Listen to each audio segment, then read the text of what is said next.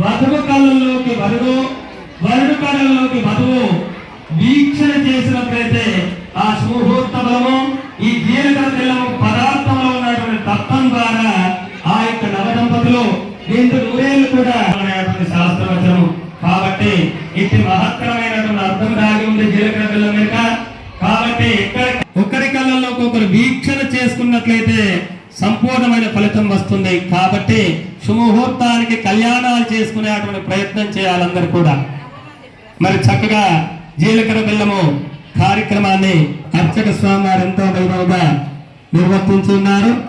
అందరూ కూడా ఒకసారి స్వామివారి నామాన్ని చెప్పి సీతారామచంద్ర స్వామి వారికి ఒకసారి అందరూ కూడా స్వామివారి నామాన్ని స్మరణ చేయాలి. ఓం శ్రీరామ జయ రామ జయ జయ రామ.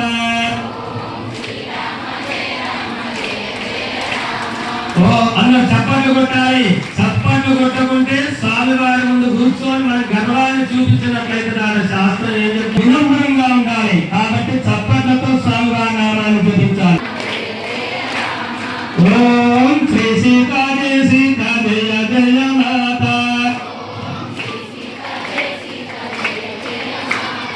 ఓం శ్రీ సీతా జయ సీతా జయ జయ మాత.